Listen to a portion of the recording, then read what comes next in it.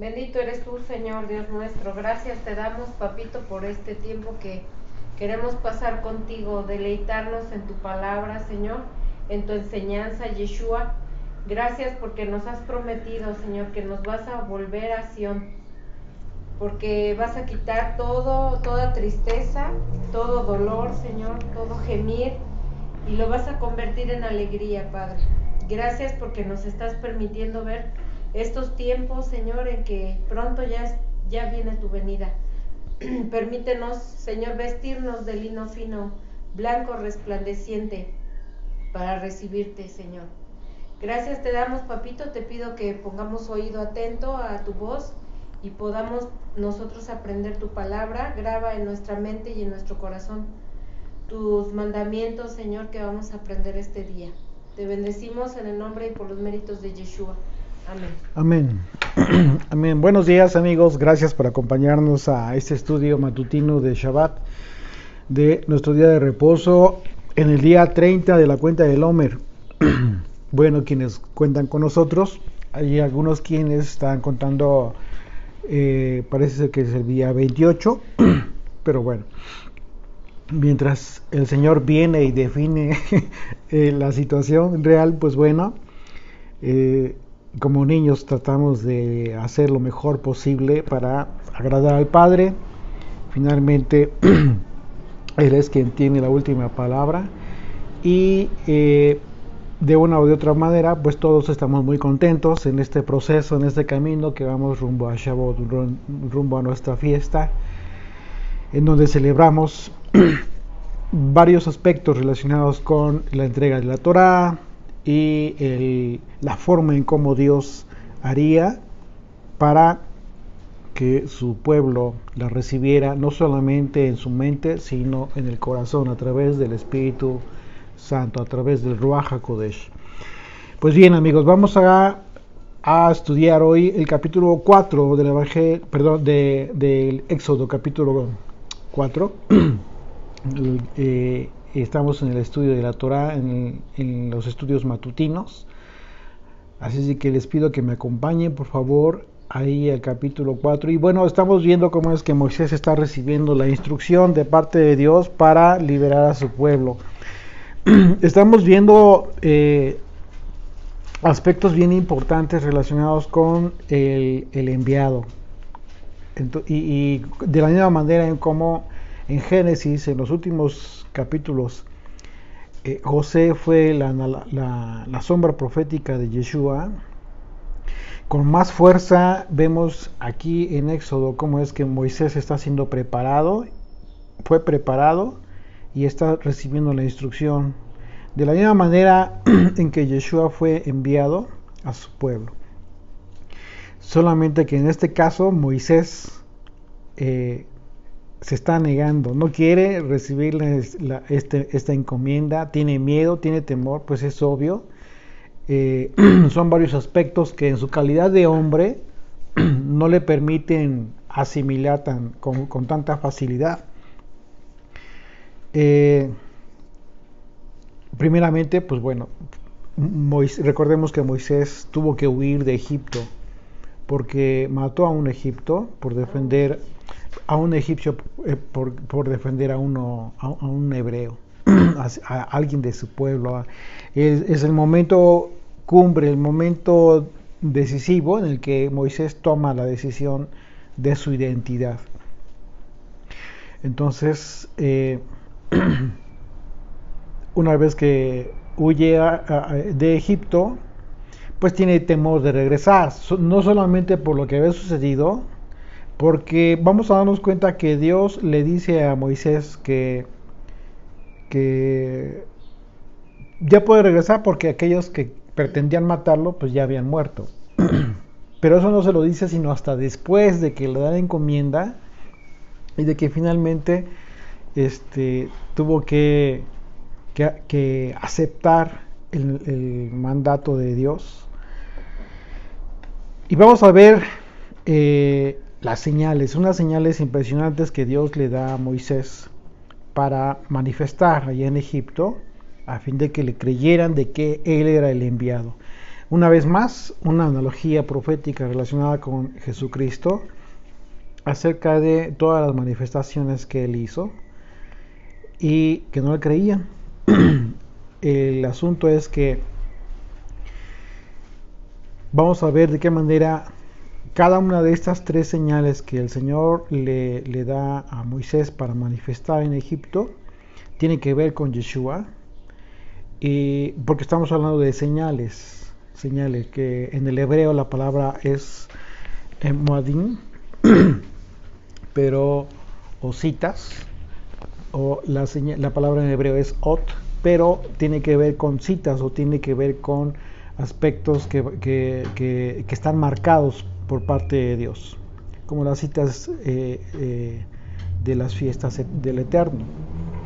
Vamos a ver desde el versículo 1. Dice: entonces Moisés respondió diciendo: he aquí que ellos no me creerán, ni oirán mi voz, porque dirán: no te ha aparecido Yud-Hei Vav-Hei.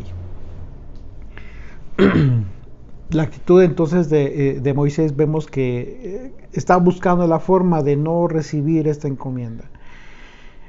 Y la actitud que él tiene al considerar que el pueblo no le iba a creer tiene que ver con su incredulidad. Él está incrédulo relacionado con este mandamiento, esta encomienda que le está dando el Señor. Porque en el capítulo anterior vemos que el Señor ya le había asegurado que él estaría con Moisés confirmándole la señal de la entrega de la Torá en ese mismo lugar en donde estaba recibiendo la misión.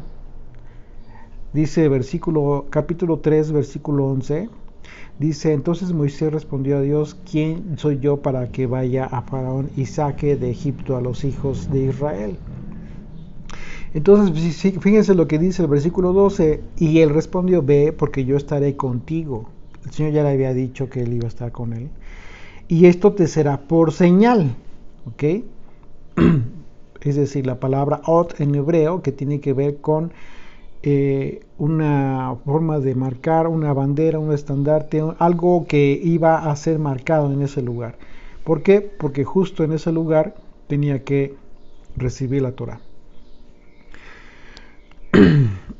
Así es de que bueno, entonces esto nos confirma que los protagonistas que nosotros podemos ver en las Escrituras a través de la historia de Israel, si bien en un momento dado ellos desarrollan un papel muy importante, fundamental, también es cierto que en el caso, como en el caso de José, igual, en este caso Moisés tiene en sí mismo la característica de haber tenido sus propios errores. No son perfectos, no fueron perfectos.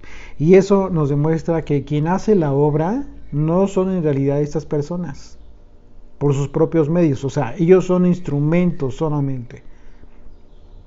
Sino que es Dios el que ha dispuesto la forma en que los personajes centrales de la historia de redención cumplen al pie de la letra los designios de Dios. ¿Esto qué diferencia hace con Jesucristo, con Yeshua? Bueno, pues porque él dijo, a diferencia de todos estos, de todos los patriarcas, él dijo claramente: Dios está en mí, yo estoy en el Padre.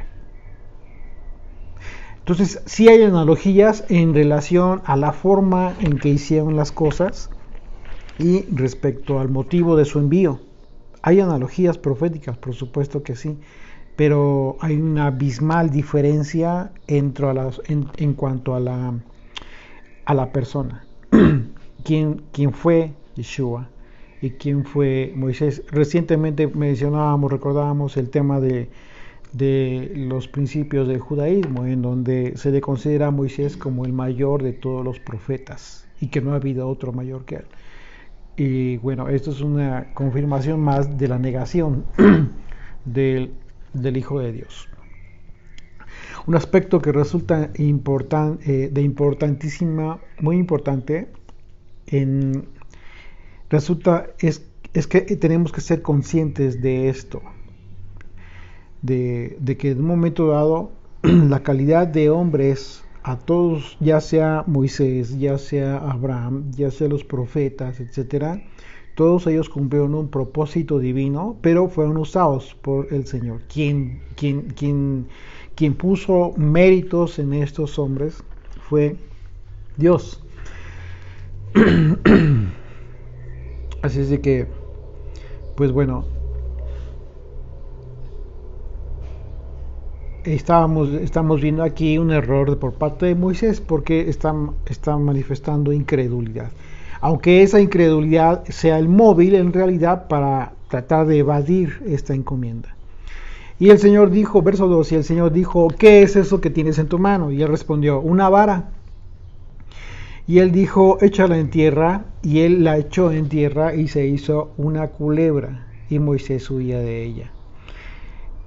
La vara en el hebreo es la palabra matá o maté, que en su raíz es la palabra natá, que bien tiene que ver con un instrumento para hacer justicia o para manejar un redil, para en un momento dado, para desviar o dirigir lo que hace un pastor, lo que hace el instrumento del báculo. Es justamente lo que nosotros debemos. ¿Por qué lo menciono? A propósito, porque está muy relacionado con el cetro. ¿Qué es un cetro? Es un báculo, es un instrumento que representa autoridad. Y vamos a ver entonces cómo es que la palabra culebra aquí que es la misma para la palabra hebrea para serpiente, nahash. Entonces, estamos viendo un madero y estamos viendo una serpiente. Dice verso 4, entonces dijo el Señor a Moisés, extiende tu mano y tómala por la cola. Y él extendió su mano y la tomó y se volvió vara en su mano.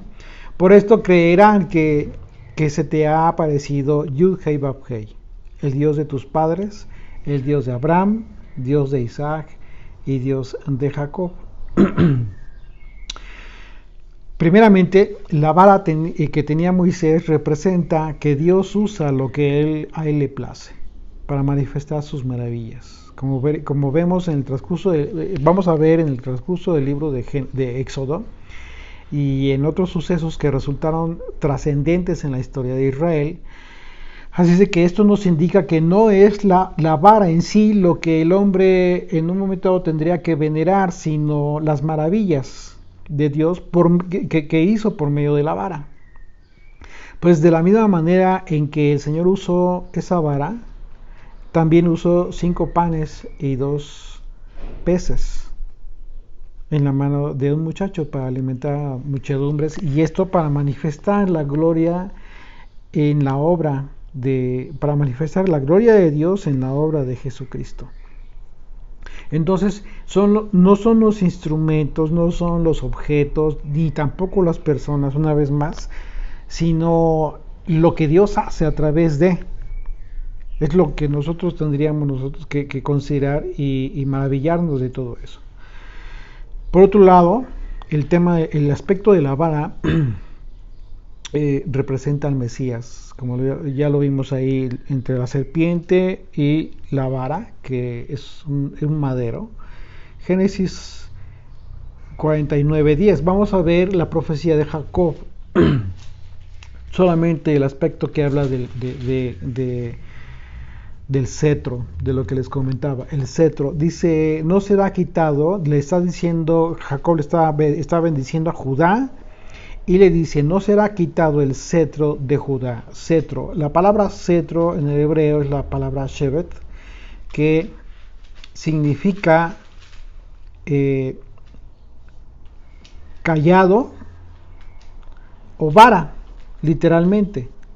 Entonces estamos hablando que si la vara en sí, la vara que le dijo Dios a Moisés, échala en el suelo, en realidad no es la vara, sino lo que Dios hace a través de. Pero por ser una vara y por ser un instrumento de guía del rebaño, entonces ya simbólicamente nosotros podemos ver en esa vara aspectos representativos.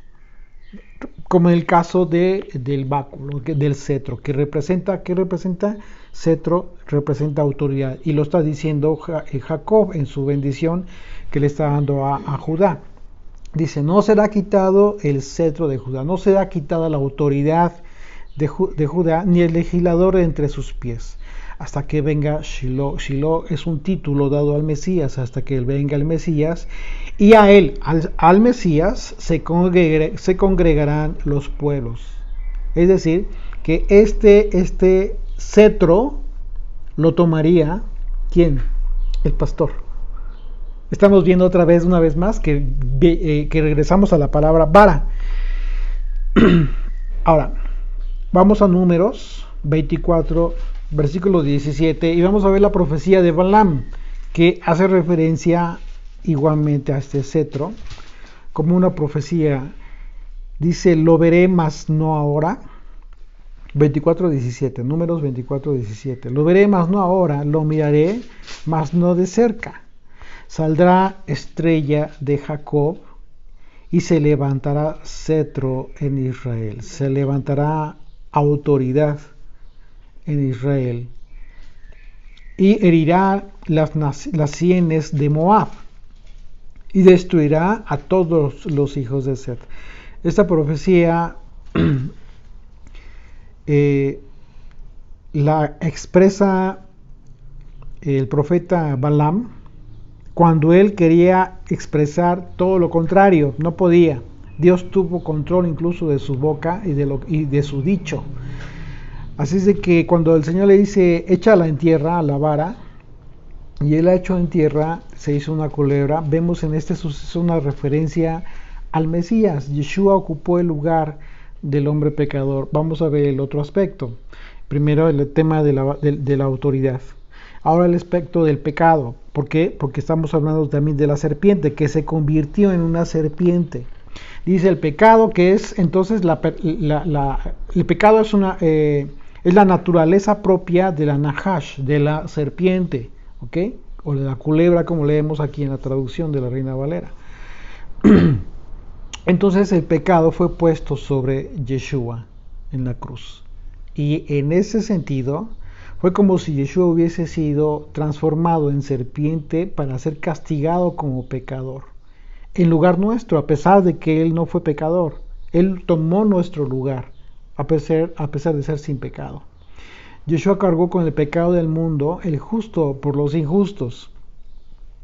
Acompáñenme y vamos a ver esta imagen literal en un acontecimiento que sucedió precisamente por la ingratitud del pueblo de Israel, por el pecado de Israel. Números 21, más atrasito ahí. Números 21.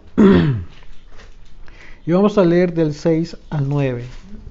Dice, y el Señor envió entre el pueblo serpientes ardientes. ¿Por qué envió serpientes ardientes? Vamos a leer un poquito más atrás para que vean ustedes el contexto. Dice desde el versículo 4. Fíjense la ingratitud del pueblo. Dice, después partieron del monte Hor, camino del Mar Rojo, para rodear la tierra de Edom, y se desanimó el pueblo por el camino. Y habló el pueblo contra Dios y contra Moisés. ¿Por qué nos hiciste subir de Egipto para que muramos en este desierto? Pues no hay pan ni agua. Fíjense, y tenían pan diario, tenían el maná. Y nuestra alma tiene fastidio de este pan tan liviano. Fíjense nada más la ingratitud. ¿Por qué Dios envió serpientes? Por esta expresión, precisamente. El grado de ingratitud de esta expresión tiene que ver con lo que les estaba sustentando. El pan que viene del cielo es una representación literal de las propias palabras de Jesucristo cuando Él se expresó de esa manera, de sí mismo, que Él era el pan que venía del cielo. Así es de que nosotros vemos en este pasaje la ingratitud de Israel como pecado. Dice, y Yeshua envió entre el pueblo serpientes ardientes que mordían. Ardientes tiene que ver con venenosas, que mordían al pueblo, y murió mucho pueblo de Israel. Entonces el pueblo vino a Moisés y dijo: hemos pecado por haber hablado contra Yud-Heh Vab-Heh y contra ti. Ruega al Señor que quite de nosotros estas serpientes. Y Moisés oró por el pueblo. Y el Señor dijo a Moisés: hazte una serpiente ardiente, venenosa, y ponla sobre un asta. La serpiente ardiente, además de venenosa, también tiene que ver con bronce, de metal de bronce. Entonces, lo que podríamos considerar aquí como traducción, como en el hebreo, de acuerdo a la palabra hebrea, aquí ya podría cambiar la palabra ardiente por bronce. Dice: hazte una serpiente de bronce y ponla sobre un asta. ¿Ok?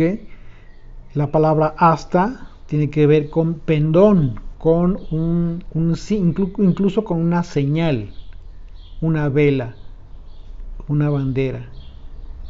Viene de la raíz nasaz, que también tiene que ver con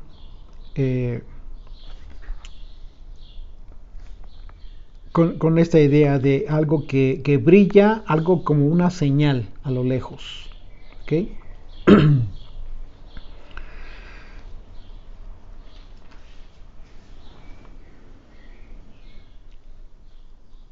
Y dice: hazte un asta, y cualquiera que fuere mordido y mirare a ella, vivirá. Es decir, si lo que causa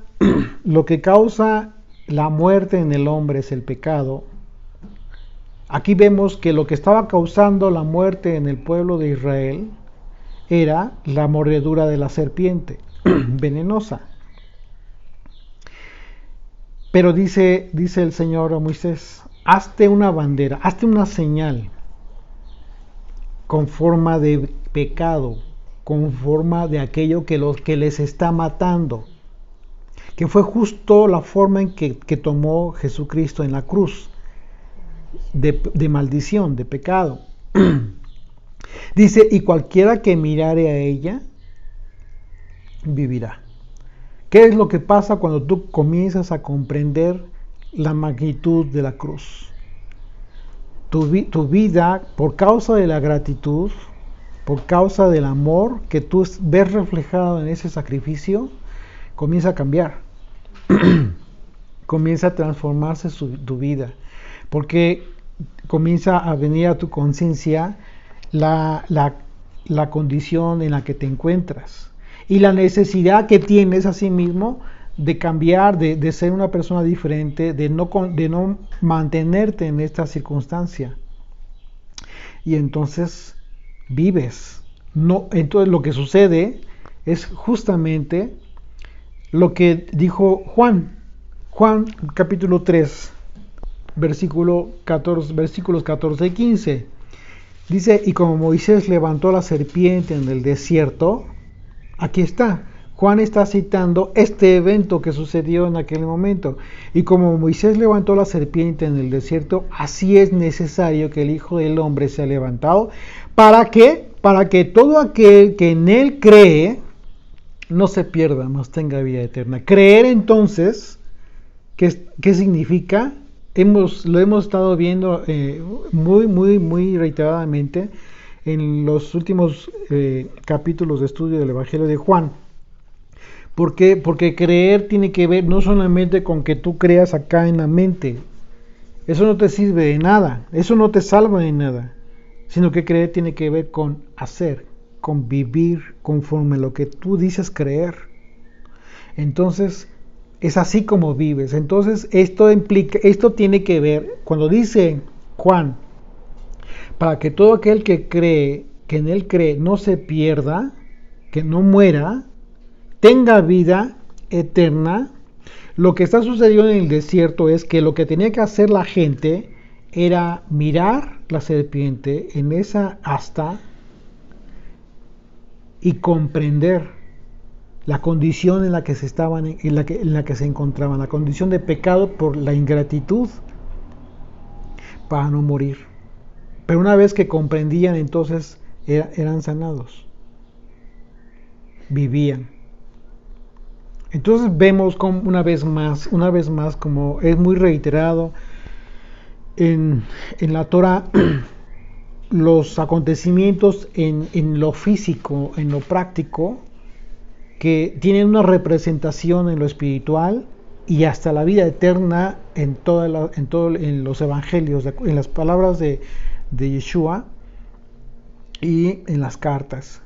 Así es de que es muy importante que cada vez que repasemos la Torah, siempre tratemos de ver lo que hay detrás del texto, porque de otra manera pasa como una simple historia sorprendente o milagrosa y se acabó. No, lo que te va a edificar, lo que va a fortalecer tu fe, es justo que estás comprendiendo que desde el principio tú estás viendo el plan de redención. Tú estás viendo a Jesucristo en toda la Torah, en toda la Torah.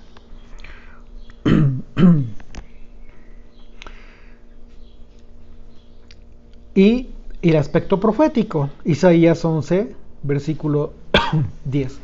Acontecerá en aquel tiempo que la raíz de Isaí es una referencia al Mesías, a Yeshua, la cual estará puesta por pendón a los pueblos. Aquí está la palabra pendón una vez más, que es la palabra nes, que es la raíz de la palabra que vimos, ¿sí?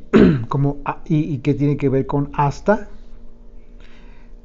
Será puesta por pendón, como bandera a los pueblos, por señal a los pueblos, será buscada por las gentes y su habitación será gloriosa. Es una hermosa profecía que anuncia lo que haría Yeshua, justo en esa cruz, como pendón, como nación, como señal para todas las naciones del mundo.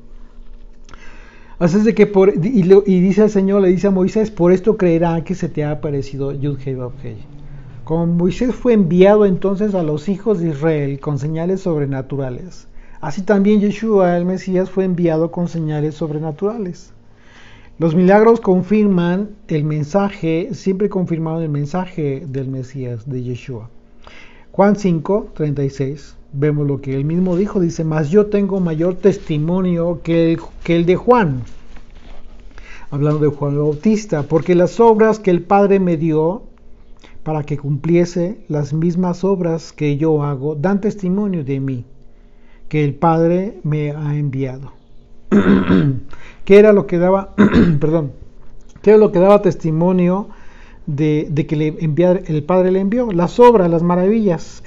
Iba a ser lo mismo, y lo vamos a ver más adelante, cómo es que estas señales maravillosas a través del báculo, de esta vara de Moisés, se hacen manifiestas de forma portentosa para testimonio a todas las naciones del mundo de que Dios es quien protege a su primogénito. Juan 10, más adelante, 37 y 38 dice, y si no hago las obras de mi Padre, no me creáis, mas si las hago, aunque no me creáis, a mí creed a las obras, para que conozcáis y creáis que el Padre está en mí y yo en el Padre. Juan 15, 24 dice, si yo no hubiese hecho entre ellos obras que ningún otro ha hecho, no tendrían pecado, pero ahora han visto y han aborrecido a mí y a mi Padre. Lo que estamos viendo es que Yeshua, a diferencia de Moisés, en relación al pueblo, es que el pueblo, una vez que vio las primeras obras, por supuesto que creyeron, dijeron sí, viene de parte del Señor. Pero en el caso de Yeshua, en el caso de Moisés, el pueblo sí le creyó, pero ¿quién no le creyó?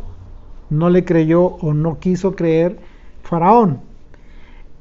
¿Qué es lo que sucede cuando vino Yeshua? El pueblo, igual, en cierta forma, parte del pueblo creyó, pero parte del pueblo no creyó, principalmente el liderazgo. Entonces vemos que hay quienes creen y quienes no creen a las señales.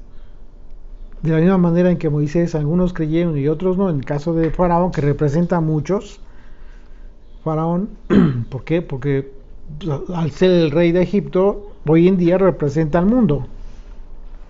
Entonces, el caso, cuando viene Yeshua, unos le creen, pero otros no, igual. Regresamos ahí a Éxodo 4, versículo 6. Dice, le dijo además el Señor, mete ahora tu mano en tu seno. Y él metió la mano en su seno, y cuando la sacó, he aquí que su mano estaba leprosa como la nieve. Y dijo, vuelve a meter tu mano en tu seno. Y él volvió a meter su mano en su seno, y al sacarla de nuevo del seno, he aquí que se había vuelto como la otra carne.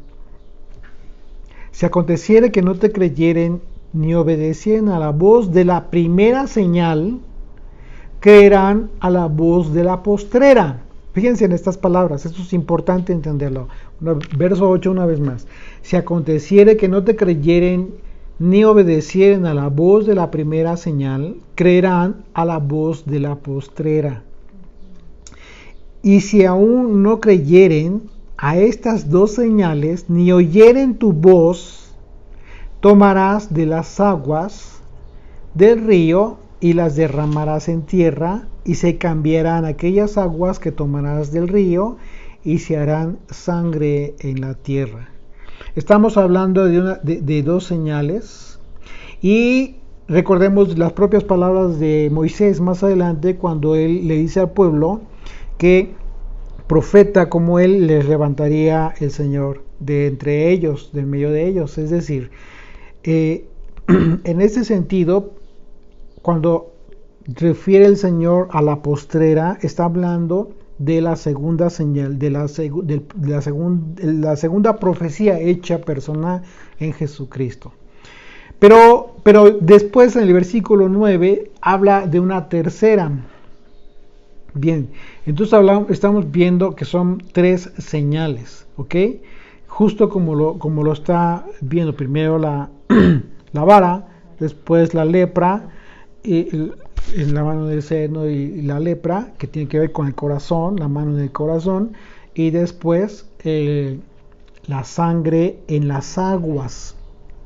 Recordemos que las aguas, simbólicamente hablando, representan a las naciones, ¿ok? Dice, entonces Dios estableció tres señales para que tanto su pueblo como el rey de Egipto creyeran al enviado. De manera que en el contexto profético, cada señal simboliza los tres eventos, fíjense bien, los tres eventos por los que Dios enviaría un Salvador a nivel general. En este primer evento, Dios mandaría a Moisés como sombra profética de Yeshua, quien sería enviado en la segunda ocasión, como segunda señal, lo que hace referencia a la segunda señal, y a la tercera señal podría simbolizar el regreso de Yeshua, el momento en que serán juzgadas las naciones. Este es el simbolismo de la sangre en las aguas, es decir, que cada señal podría simbolizar un tiempo de salvación, conforme a lo que representa cada señal que haría Moisés. Recordemos que todos estos aspectos tienen un simbolismo, y la tarea de nosotros como estudiantes es tratar de entender estos simbolismos en el aspecto profético, porque estamos viviendo los tiempos proféticos. Lo que te va a servir a ti hoy es justamente entenderlo, no leerlo como una historia, sino tratar de comprender lo que sucedió desde aquel entonces como un anuncio del Señor para todo el mundo. La señal de la vara representa entonces en que Moisés haría la función de rescate del rebaño, ¿ok? Y la función de guiar al rebaño hacia la tierra prometida. Por eso la vara, el báculo, como guiándolo. Es decir, el guiarlos a la tierra prometida tiene que ver con guiar a las ovejas a buenos pastos. Esto a través de la vara del pastor, que no solo cumpliría un propósito sobrenatural allá en Egipto, sino durante el trayecto de Israel en el desierto, en donde la vara también tuvo un papel importante como instrumento usado por Dios, pero para manifestar su poder y su gloria. Por ejemplo, acompáñenme a Éxodo, ahí más adelantito en el capítulo 17. Vamos a leer del 1 al 13. Vamos a ver dos eventos aquí, como es que esta vara en la mano de Moisés tuvo una importante función aún después saliendo de Egipto. Toda la congregación de los hijos de Israel partió del desierto de Sin por sus jornadas, conforme al mandamiento del Señor, y acamparon en Refidim, y no había agua para que el pueblo bebiese. Y altercó el pueblo con Moisés y dijeron: danos agua para que bebamos. Y Moisés les dijo: ¿por qué altercáis conmigo? ¿Por qué tentáis al Señor? Así que el pueblo tuvo allí sed y murmuró contra Moisés y dijo: ¿por qué nos hiciste subir de Egipto para matarnos de sed a nosotros, a nuestros hijos y a nuestros ganados? Entonces clamó Moisés al Señor diciendo: ¿qué haré con este pueblo? De aquí a poco me apedrearán. Y el Señor dijo a Moisés: pasa delante del pueblo y toma contigo los ancianos de Israel, y toma también de la mano de tu vara con que golpeaste el río, y ve. He aquí que yo estaré delante de ti allí sobre la peña de Oreb, y golpearás la peña, y saldrán de ella aguas, y beberá el pueblo. Y Moisés lo hizo así en presencia de los ancianos de Israel. Y llamó el nombre de aquel lugar Masah y Meriba, porque por la rencilla de los hijos de Israel, y porque tentaron al Señor diciendo: ¿Está pues en el Señor entre nosotros o no? Y verso 8 dice: entonces vino Amalek y peleó contra Israel en Refidim. Y dijo Moisés a Josué: escógenos varones y sal a pelear contra Amalek. Mañana yo estaré sobre la cumbre del collado y la vara de Dios en mi mano. Aquí vemos que la vara de Dios estaba en la mano de Moisés, y era importante lo que dijo aquí, porque iba a ser determinante para la guerra. E hizo Josué como le dijo Moisés, peleando contra Amalek. Y Moisés y Aarón y Hur subieron a la cumbre del collado, y sucedía que cuando alzaba Moisés su mano, es decir, la vara, Israel prevalecía, mas cuando él bajaba su mano, prevalecía Amalek. ¿Se dan cuenta lo importante que representan los instrumentos usados por Dios? Dice: y las manos de Moisés se cansaban, por lo que tomaron una piedra y la pusieron debajo de él, y se sentó sobre ella, y Aarón y Hur sostenían sus manos, el uno de un lado y el otro de otro. Así hubo en sus manos firmeza hasta que se puso el sol. Y Josué deshizo a Amalek y a su pueblo a filo de espada. Entonces, vean qué importante es esto, porque la diferencia que Dios hace en las personas es muy sutil, muy frágil la línea de separación que hace Dios acerca de lo que debemos venerar, porque de la misma manera en que nosotros vemos cómo es que los instrumentos, en el caso de la vara, tiene un papel importante, era muy fácil que el pueblo se desviara para comenzar a adorar la vara. Dice la escritura, dice el apóstol Pablo, que por falta de entendimiento, por sus propios razonamientos, el hombre, y por negar a Dios, por la ingratitud del hombre, comenzaron a adorar el leño y la piedra. Literal. Es que entonces es muy fácil caer en la idolatría de este nivel, pero es una idolatría atroz. O sea, imagínate adorar un leño o una piedra, es el clímax de la idolatría. Entonces, a este nivel, imagínate lo que sucede cuando entonces el hombre comienza a venerar o adorar sin darse cuenta a los instrumentos que en ocasiones son hombres. Claro. ¿Ya te diste cuenta? Sí, es como dice Romanos 1, ¿no? Que en lugar de adorar al Creador, a las criaturas. Exactamente. Las adoraron a las criaturas. A lo que fue creado y no al Creador. Sí. Entonces vemos que es muy sutil el que de repente la gente no pueda darse cuenta de lo que está haciendo. Lo que sucedió, por ejemplo, con el becerro de oro, que es lo mismo. Comenzaron a adorar. ¿Cuál era el propósito? Pues sí, adorar a Dios, pero a través de. Ese fue el error. Eso fue lo que castigó Dios. El tema de la idolatría. Entonces no solamente puede ser una vara, pues no puede ser una piedra, puede ser personas también. Porque de la misma manera en que Dios usa los instrumentos, objetos, como una piedra, como un báculo, de la misma manera Dios usa a las personas. Entonces es impresionante cómo es que la idolatría persiste hoy en día. Porque basta con que alguien le diga a la gente, no, ¿sabes qué? Pues esto no lo debes de hacer así, tienes que hacerlo de esta manera, para que la gente lo haga sin darse cuenta, ni siquiera discernir o leer lo que dice la Biblia, para que, sí, claro, considere, tome en cuenta lo que se le dice, pero ya con conciencia de lo que se le está diciendo, porque qué tal si lo que te dicen es algo que no tiene nada que ver con la voluntad del Padre. Tú vas y lo haces, estás cayendo en idolatría.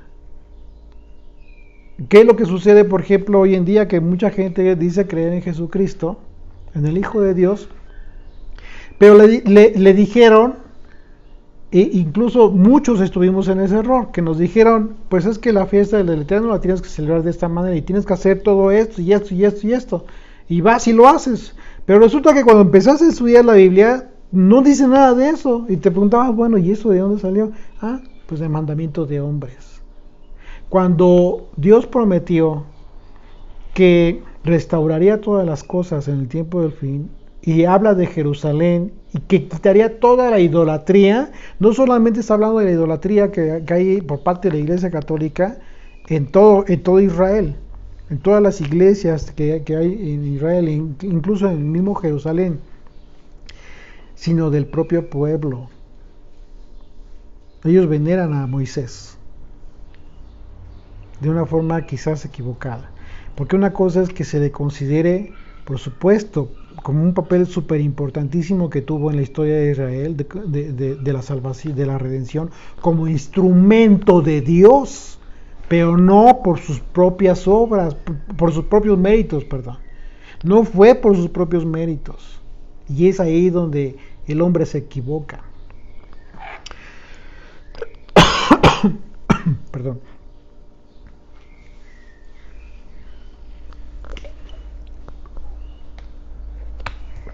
Entonces, la señal de la lepra, que es la segunda etapa y que simbólicamente representa la venida de Yeshua, ¿qué podemos?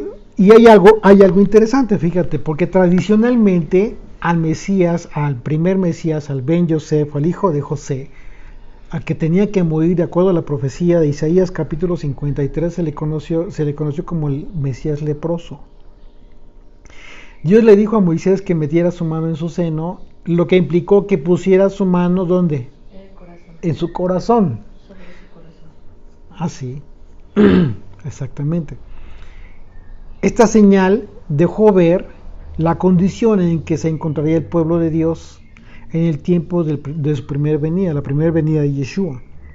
Un tiempo en el que el pueblo se encontraba en la condición de pecado, pero destinado a morir sin esperanza.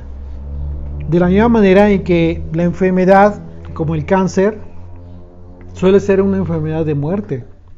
Así la lepra representó la condición de enfermedad, pero por causa del pecado en el que se encontraba la humanidad. En ese sentido, cuando Moisés volvió a meter la mano en su corazón y la sacó ya sana, significó que habría sanidad para el pueblo, como una promesa de Dios, una señal de sanidad. por parte de Dios, de misericordia, de bondad, de esperanza. Es justo la primera venida de Yeshua. A través de esta segunda señal, que es decir, a través de la primera venida de Yeshua, quien cargaría con la lepra del pecado del pueblo. Y para hacer efectiva la esperanza de salvación, entregaría entonces su vida, pues se trataba de una enfermedad de muerte. Es así como la profecía del nuevo pacto se anunció. Jeremías estaba teniendo un vislumbre desde el momento en que Dios le dio a Moisés la segunda señal, como el simbolismo de que Dios cambiaría el corazón de piedra, el corazón enfermo, por un corazón de carne. Y el profeta Ezequiel lo confirma. Ezequiel 36, 25 al 27, dice: esparciré sobre vosotros agua limpia y seréis limpiados. De todas vuestras inmundicias y de todos vuestros ídolos os limpiaré. ¿Y qué significan las aguas limpias? ¿Qué representan las aguas limpias? La palabra, lo que te va a limpiar de las inmundicias, lo que te va a purificar en tu vida, siempre y cuando hagas lo que vas aprendiendo de la Biblia, es justamente su palabra. Dice: y os daré entonces un corazón nuevo, y pondré espíritu nuevo dentro de vosotros, y quitaré de vuestra carne el corazón de piedra, y os daré un corazón de carne, y pondré dentro de vosotros mi espíritu, y haré que andéis en mis estatutos, y guardéis mis preceptos, y los pongáis por obra.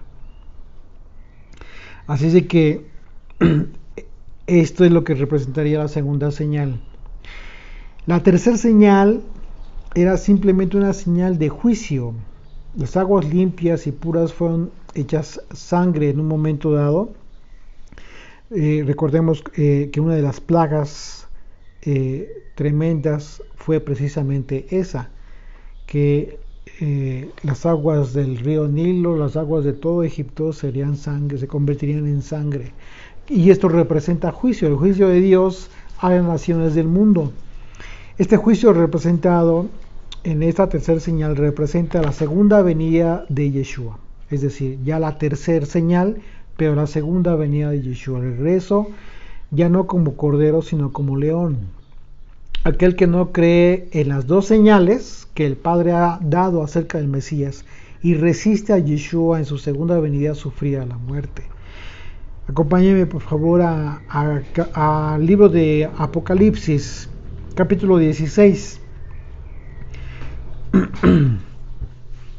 Apocalipsis 16 dice desde el versículo 1: oí una gran voz que decía desde el templo a los 7 ángeles: id y derramad sobre la tierra las 7 copas de la ira de Dios. Fue el primero y derramó su copa sobre la tierra, y vino una úlcera maligna y pestilente sobre los hombres que tenían la marca de la bestia y que adoraban su imagen. El segundo ángel derramó su copa sobre el mar, y éste se convirtió en sangre como de muerto, y murió todo ser vivo que había en el mar. El tercer ángel derramó su copa sobre los ríos y sobre las fuentes de las aguas, y se convirtieron en sangre. Y oí al ángel de las aguas que decía: justo eres tú, oh Señor, el que eras el santo, porque has juzgado estas cosas. Por cuanto derramaron la sangre de los santos y de los profetas, también tú les has dado a beber sangre, pues lo merecen. También oí otro que desde el altar decía: ciertamente, Señor, Dios Todopoderoso, tus juicios son verdaderos y justos. Así es ¿de qué estamos hablando? Pues del juicio, del tiempo del juicio a las naciones del mundo. Ahora bien, quiero hacer un comentario en relación a esto. El hecho de que un servidor relacione de manera simbólica estos aspectos no significa que tenga que ser así. Volvemos al mismo tema. Podemos ser instrumentos en un momento dado, pero tienen que ustedes confirmarlo. Ustedes tienen que, como estudiantes, como discípulos de Jesucristo, tienen que confirmarlo con su propio discernimiento. ¿Les puede servir? Claro que sí les puede servir, pero solamente tómenlo como referencia a fin de que ustedes sean los que finalmente lean, se convenzan y que el Espíritu de Dios les confirme en su corazón y en su espíritu que efectivamente Dios está hablando proféticamente a través de todas estas señales de lo que sucedería en el tiempo postrero. ¿Ok? Es un compromiso que tenemos todos. Bien, continuamos desde ahí en Éxodo 4, versículo 10. Entonces dijo Moisés al Señor: ay Señor, nunca he sido hombre de fácil palabra, ni antes ni desde que tú hablas a tu siervo, porque soy tardo en el habla y torpe de lengua. Y el Señor le respondió: ¿quién dio fíjense bien lo que dice el Señor, ¿quién dio la boca al hombre? ¿O quién hizo al mudo y al sordo, y al que ve y al ciego? ¿No soy yo Yud-Hei Vav-Hei? La respuesta está tremenda. Lo que le dice el Señor.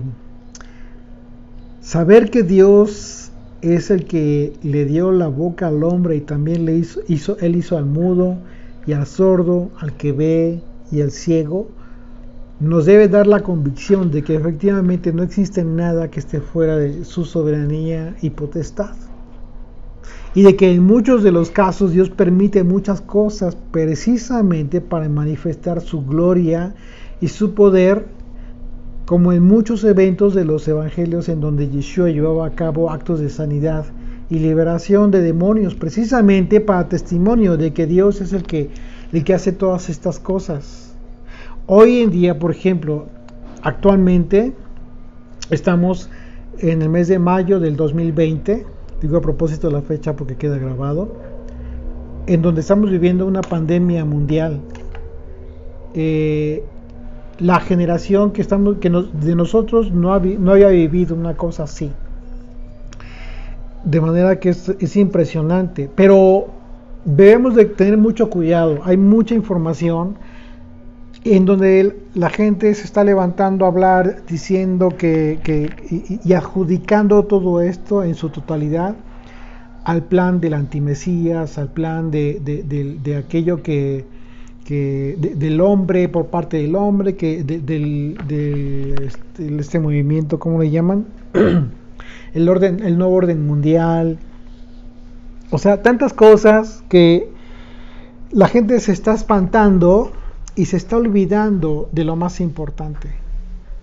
Se está olvidando de que Dios está permitiendo todo esto, pero eso no significa que haya perdido el control.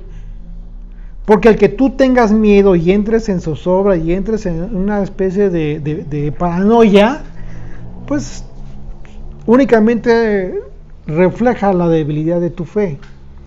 Todos tenemos cierta debilidad en nuestra fe, claro que sí. Esto significa que no somos todo lo maduros que quisiéramos. Pero si ya tenemos un tiempo estudiando la Escritura, tendríamos que hacer conciencia de eso. Tendríamos que preocuparnos por ser más maduros en este sentido y no andar divulgando o compartiendo información que lejos de edificar a la persona, pues solamente genera angustia en las personas. Y probablemente tú te sientas maduro en la fe, pero si compartes ese tipo de información, lo que vas a hacer es que quizás se la compartes a personas que aún no tienen esa madurez.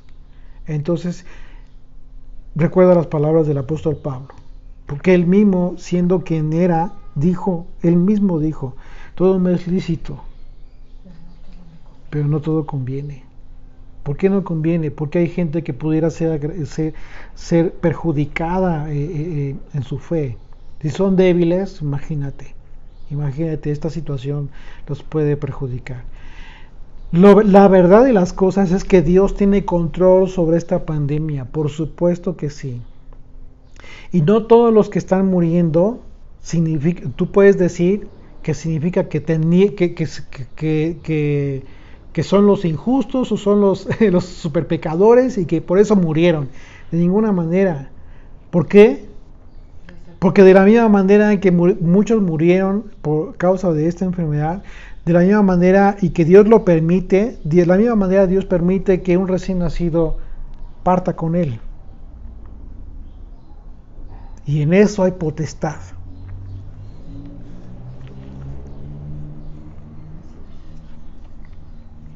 Divina. Esta semana recibimos una noticia muy triste. El bebé de unos amigos muy queridos falleció después de 2 días de haber nacido por complicaciones. ¿Y qué significa? ¿Significa que no tiene Dios el control y la potestad sobre esto? Claro que sí. Por supuesto que Dios tiene el control y la potestad sobre este bebé que está en su presencia, con muchos que están padeciendo las consecuencias de esta enfermedad a nivel mundial.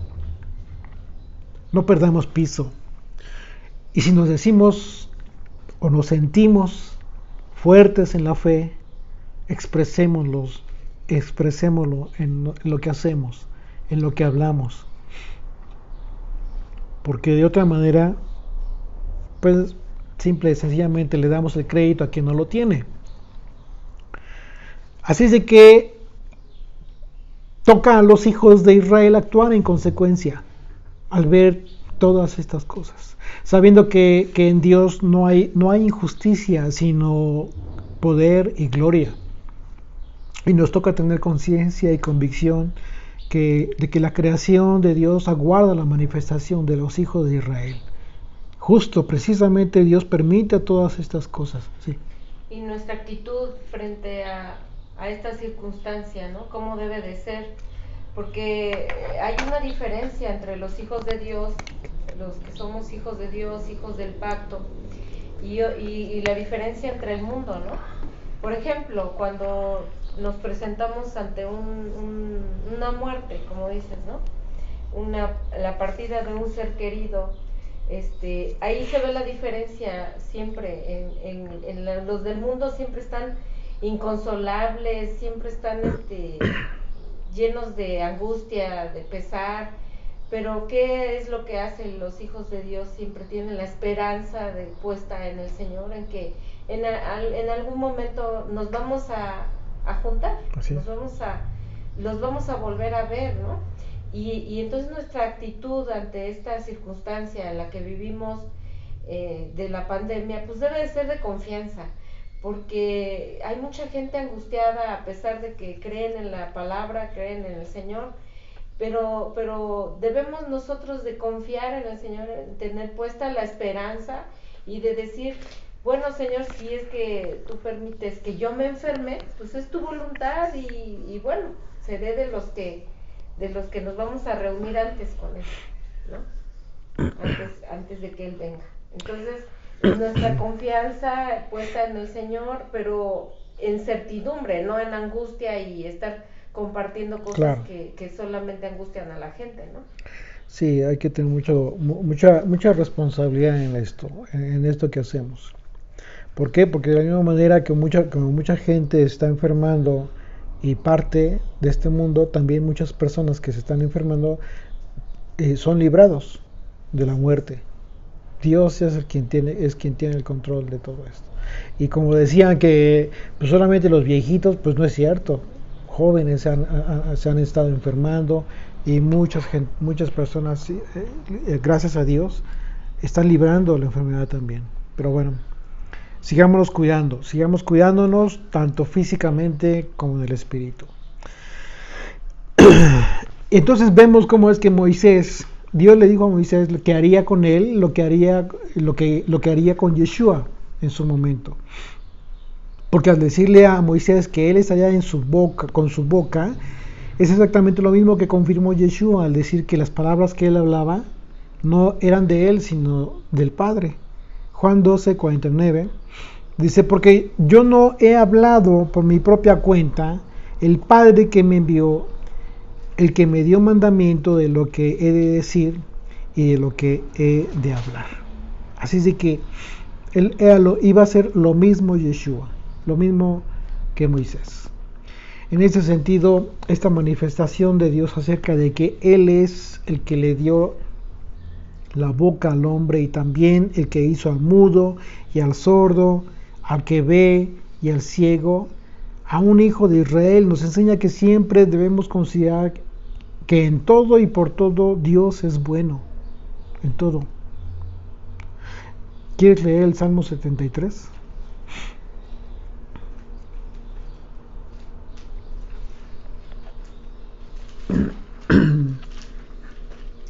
Ciertamente es bueno Dios para con Israel, para con los limpios de corazón. En cuanto a mí, casi se deslizaron mis pies, por poco resbalaron mis pasos, porque tuve envidia de los arrogantes, viendo la prosperidad de los impíos, porque no tienen congojas por su muerte, pues su vigor está entero. No pasan trabajos como los otros mortales, ni son azotados como los demás hombres. Por tanto, la soberbia los corona, se cubren de vestido de violencia, los ojos se les saltan de gordura, logran con creces los antojos del corazón, se mofan y hablan con maldad de hacer violencia, hablan con altanería, ponen su boca contra el cielo y su lengua pasea a la tierra. Por eso Dios hará volver a su pueblo aquí, y aguas en abundancia serán extraídas para ellos. Y dicen, ¿cómo sabe Dios y hay conocimiento en el Altísimo? He aquí, estos impíos, sin ser turbados del mundo, alcanzaron riquezas. Verdaderamente en vano he limpiado mi corazón y lavado mis manos de inocencia, pues he sido azotado todo el día y castigado todas las mañanas. Si dijera yo, hablaré como ellos, he aquí, a la generación de tus hijos engañaría. Cuando pensé para saber esto, fue duro trabajo para mí. Hasta que entrado en el santuario de Dios comprendí el fin de ellos. Ciertamente los has puesto en deslizaderos, en asolamientos los harás caer. ¿Cómo has sido asolados de repente? Perecieron, se consumieron de terrores. Como sueño del que despierta, así, Señor, cuando despertares menospreciarás su apariencia. Se llenó de amargura mi alma y en mi corazón sentía punzadas. Tan torpe era yo que no entendía, era como una bestia delante de ti. Con todo, yo siempre estuve contigo, me tomaste de la mano derecha, me has guiado según tu consejo y después me recibirás en gloria. ¿A quién tengo yo en los cielos sino a ti? Y fuera de ti nada deseo en la tierra. Mi carne y mi corazón desfallecen, mas la roca de mi corazón y mi porción es Dios para siempre. Porque aquí los que se alejan de ti perecerán. Tú destruirás a todo aquel que de ti se aparta. Pero en cuanto a mí, el acercarme a Dios es el bien. He puesto en el Señor mi esperanza para contar todas tus obras. Amén. Amén. Así es, el Señor es bueno y todo lo que Él permite es bueno. Así es de que no desesperemos y tampoco caigamos en el error de ambicionar lo que no tenemos o lo que otros tienen. Verso 12 de Éxodo 4 dice, ahora pues ve y yo estaré con tu boca y te enseñaré lo que hayas de hablar. Y él dijo, y aquí ya fue el peor error de Moisés. Ay, Señor, envía otro, te ruego, por medio del que debes enviar. Imagínate, después de haberle hablado todas estas señales, dice, envía otro. Entonces el Señor se enojó contra Moisés y dijo, ¿no conozco yo a tu hermano Aarón, levita, y que él habla bien? Y he aquí que él saldrá a recibirte y al verte se alegrará en su corazón. Tú hablarás a él, pondrás en su boca las palabras, y yo estaré en tu boca y con la suya, y os enseñaré lo que hayáis de hacer. Y él hablará por ti al pueblo, él te será a ti en lugar de boca, y tú serás para él en lugar de Dios. Y tomarás en tu mano esta vara, con la cual harás las señales. Una vez más le confirma acerca de la vara.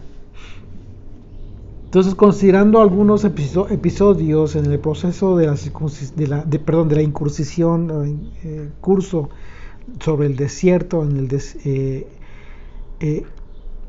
la aparición de Aarón pareciera que no fue de mucha ayuda para Moisés, porque bueno, Aarón fue partícipe principal en el tema de la adoración del becerro de oro. Sí, él lo moldeó y edificó el altar. ¿Quieres leer Éxodo 32 del 1 al 6?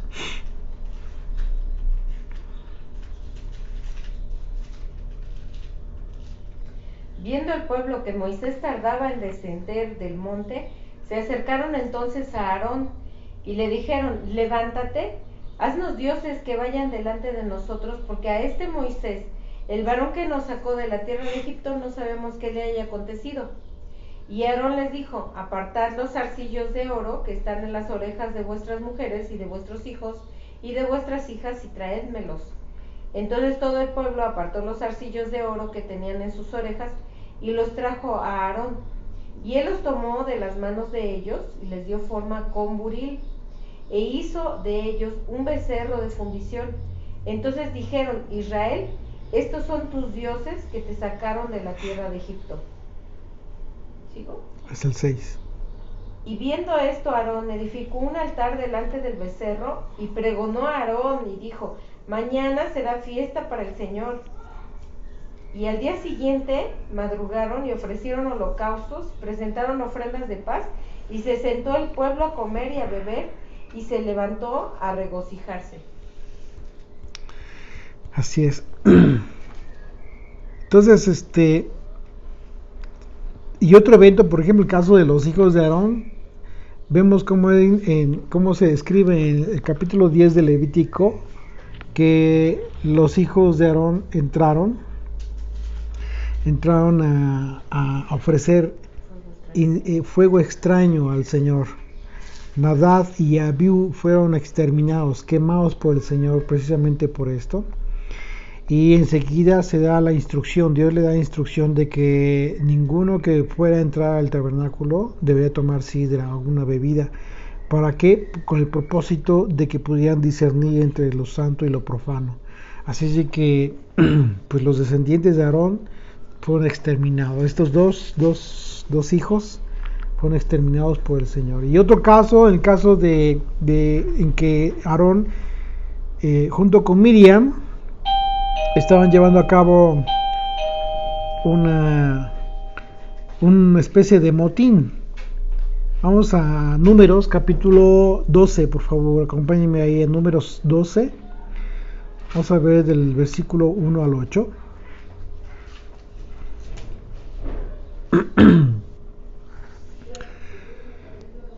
Dice: María y Aarón hablaron contra Moisés a causa de la mujer cusita que había tomado, porque él había tomado a mujer cusita. Estamos hablando de Séfora o Sífora. Y dijeron: solamente por Moisés ha hablado el Señor, ¿no ha hablado también por nosotros? Y lo oyó el Señor. Y aquel varón Moisés era muy manso, más que todos los hombres que había sobre la tierra. Luego dijo el Señor a Moisés, a Aarón y a María: salid vosotros tres al tabernáculo de reunión. Y salieron ellos tres. Entonces el Señor descendió a la columna de la nube y se puso a la puerta del tabernáculo y llamó a Aarón y a María, y salieron ambos. Y él les dijo: oíd ahora mis palabras. Cuando haya entre vosotros profeta del Señor, le aparecerá en visión. Aquí está haciendo esta gran diferencia el Señor. Dice una vez más: cuando haya entre vosotros profeta entre el Señor, le apareceré en visión, en sueños hablaré con él. No así a mi siervo Moisés, que es fiel en toda mi casa. Cara a cara hablaré con él y claramente, y no por figuras, y veré la apariencia del Señor. ¿Por qué pues no tuviste temor de hablar contra mi siervo Moisés? Entonces aquí vemos un evento en el cual el Señor reprende, le llamó la atención a Aarón, precisamente por esto que hizo. Pero bueno, y bueno, continúa el capítulo hablando de las consecuencias, y una de las consecuencias es que Miriam tuvo que padecer por esta circunstancia. Verso 18 dice, así fue, y regresamos allá a Éxodo 4, verso 18, así fue pues, fue Moisés, y volviendo a su suegro Jetro, le dijo, iré ahora y volveré a mis hermanos que están en Egipto, para ver si aún viven. Y Jetro dijo a Moisés, ve en paz. Dijo también el Señor a Moisés en Madián, ve y vuélvete a Egipto, porque han muerto todos los que procuraban tu muerte. Entonces Moisés tomó su mujer y sus hijos y los puso sobre un asno y volvió a tierra de Egipto. Tomó también Moisés la vara de Dios en su mano. Y dijo el Señor a Moisés, cuando hayas vuelto a Egipto, mira que hagas delante de Faraón todas las maravillas que he puesto en tu mano. Pero yo endureceré su corazón, de modo que no dejará ir al pueblo. Vemos entonces que el Señor le está advirtiendo que Faraón, por causa del endurecimiento de su corazón, pues no iba a dejar ir al pueblo. Y bueno, vemos aquí hay un aspecto muy importante, porque en algunas ocasiones dice la Escritura que Dios endureció el corazón de Faraón. Otras veces dice que Faraón endureció su corazón. Y otras veces simplemente dice que Faraón estaba endurecido. No se dice quién lo endureció.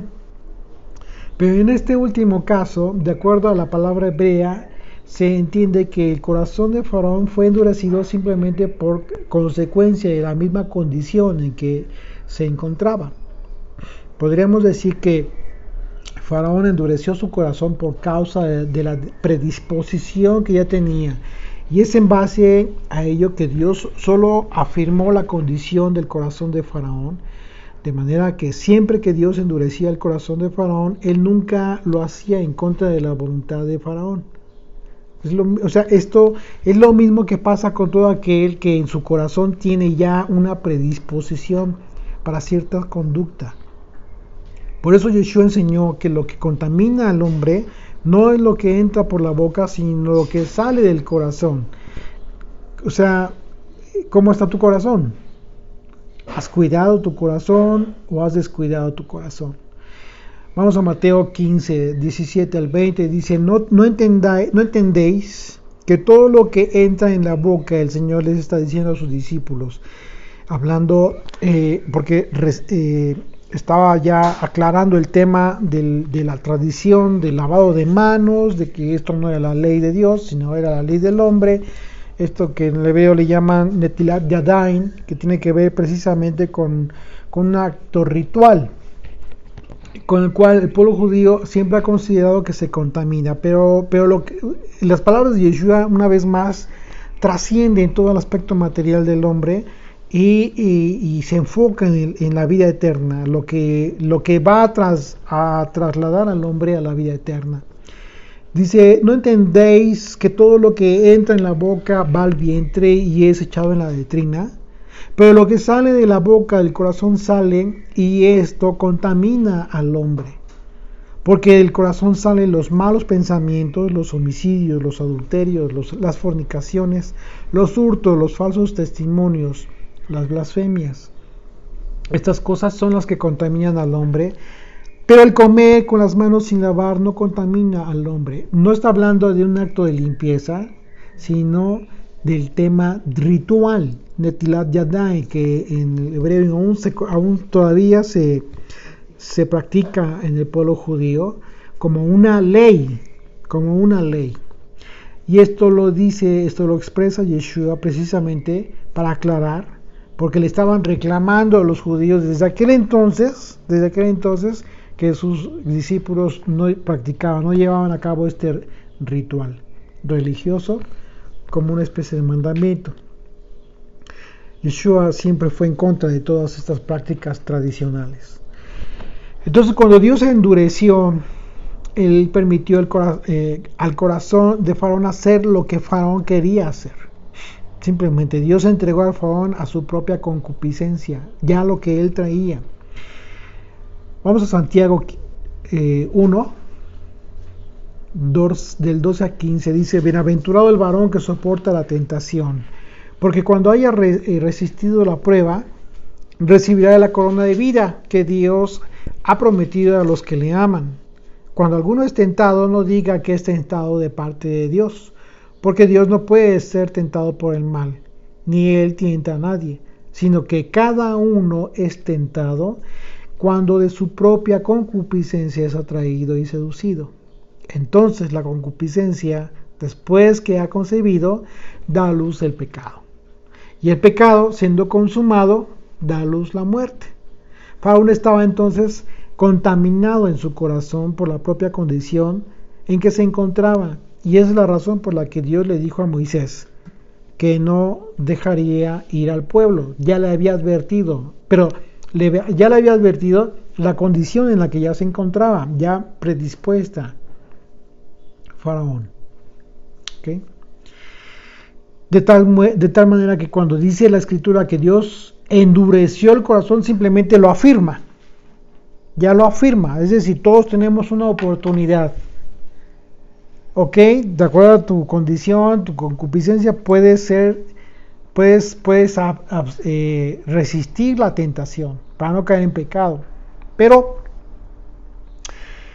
si no lo haces, si simplemente te dejas llevar por tu concupiscencia, por tu pecado, lo que va a resultar es el pecado precisamente que trae la muerte. Algo parecido a lo que sucedió con Judas. Dice la Escritura que Judas ya había planeado entregar al Señor, ya había hablado con los sacerdotes, etcétera, etcétera. Y hay un momento en que dice la Escritura que justo en el momento en que el Señor le da el pan, o que toma el pan Judas, en ese momento entra Satanás. ¿Qué significa? Que en ese momento hizo el mal. No, ya lo traía, ya lo venía planeando. Eso estaba ya en su corazón y tuvo la oportunidad en ese ínter de desistir. Todos nos encontramos en una situación así. ¿Por qué? Porque la condición natural del hombre es esa. Pero lo que hace la Torah y lo que hace la constante meditación en la Torah, tener los mandamientos como frontales en tu mente, acá, todo el tiempo, estarlos recordando, es lo que te va a separar de continuar con esa concupiscencia y a final de cuentas que caigas en pecado. Pero en el caso de Faraón, por su insistencia, lo que sucede es que Dios afirmó, y así sucede con el hombre. Dios afirma entonces la condición. Lo que hizo con Judas fue que afirmó su corazón y se perdió.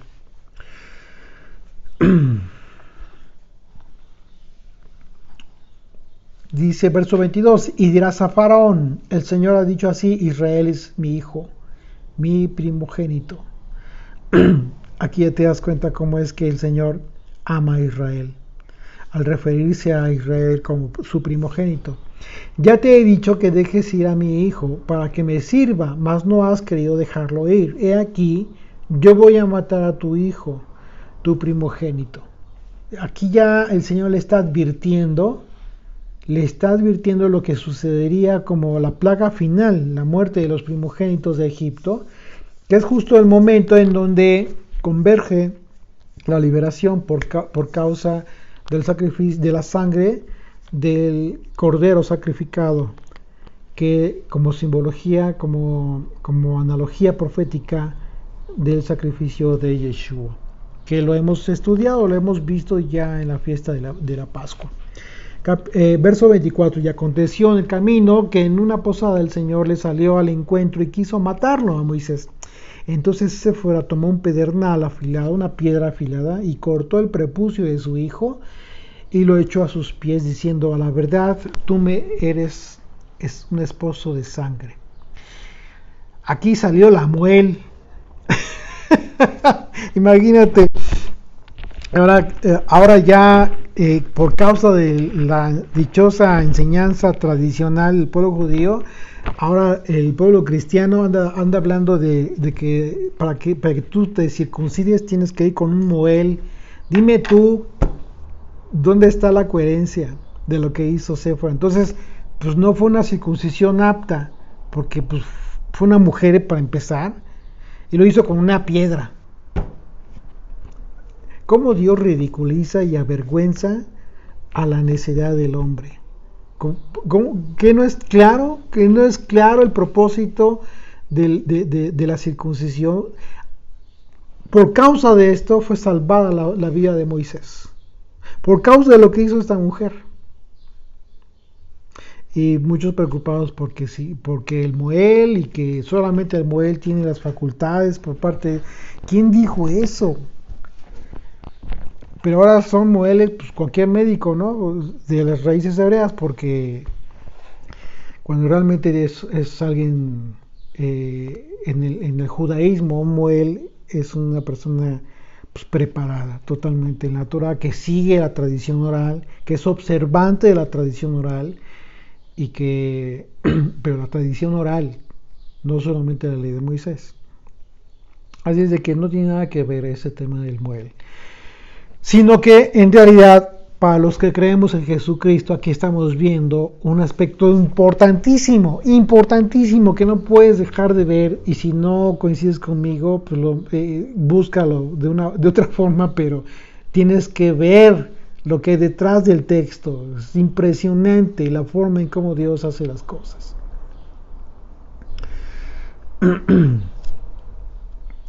Como posibilidad, en este caso, en un sentido profético, Séfora representa la iglesia. La iglesia que se conforma con todos aquellos que están tomando el pacto. Estamos hablando de la circuncisión. Pero ya hablando en el tema de los profetas, podemos hablar de que no solamente tiene que ver no solo con la circuncisión en la carne, sino con la circuncisión del corazón. Entonces no solamente tienen que ver los hombres, sino todo un pueblo. La circuncisión tanto de la carne como del corazón. Séfora viene,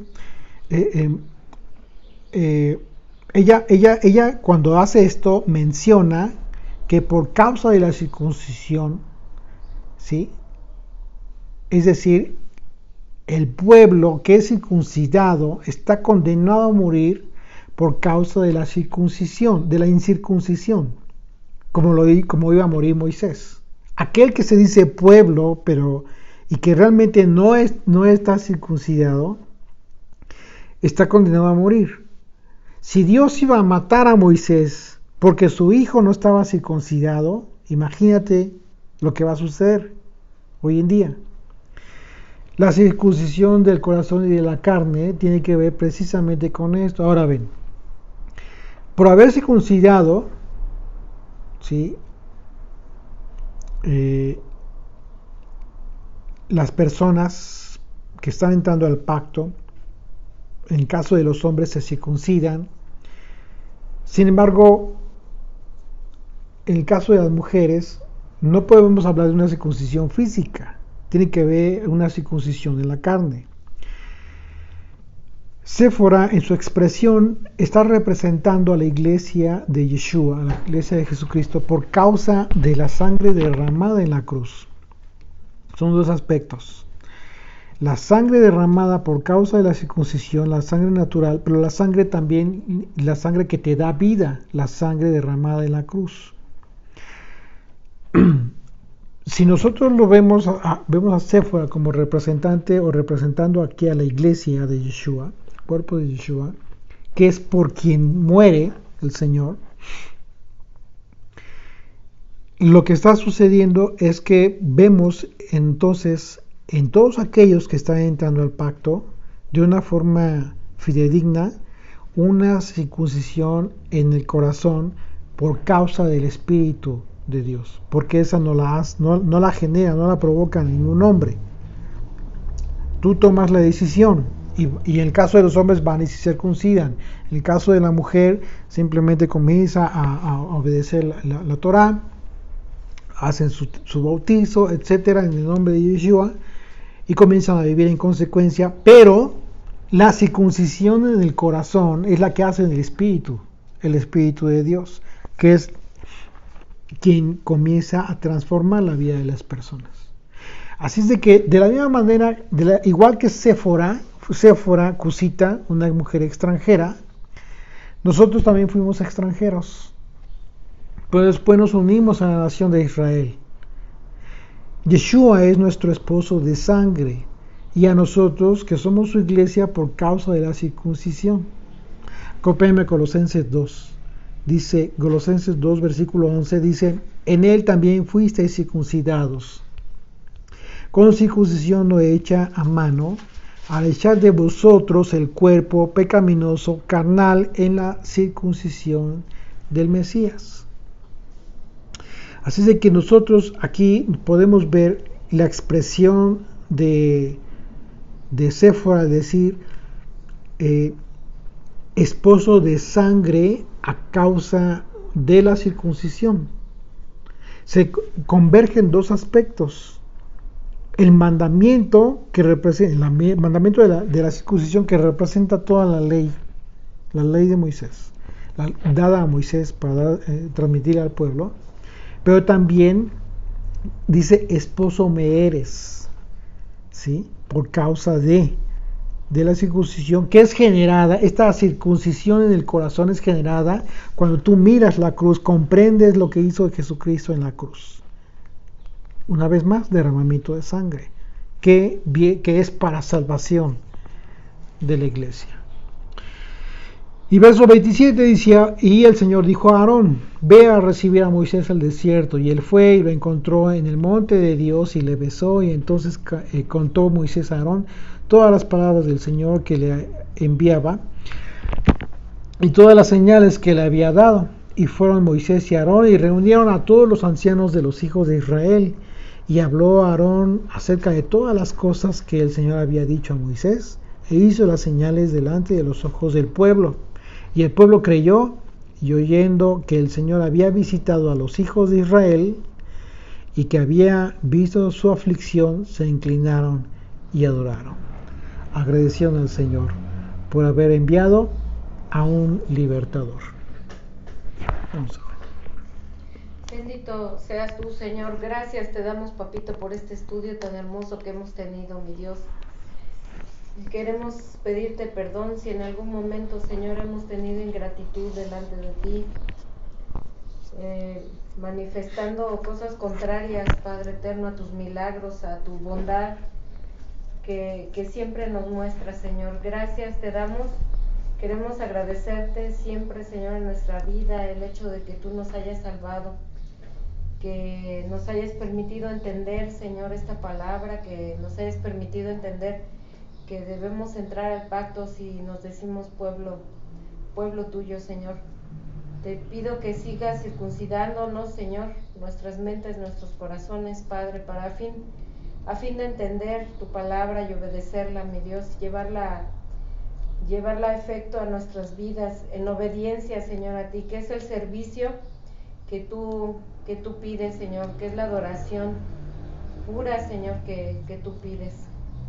Te queremos servir, te queremos adorar, Señor. Gracias te damos, papito, por este tiempo que hemos tenido, y te pido que haya quedado grabado en nuestra mente y en nuestro corazón para aplicarlo, Señor. En el nombre y por los méritos de Yeshua. Amén. Amén.